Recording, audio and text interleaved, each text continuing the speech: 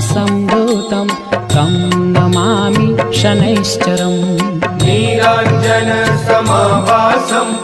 रविपुत्रं यमाग्रजं छायामार्ताण्डसम्भूतं तं नमामि शनैश्चरम् नीलाञ्जनसमाभासं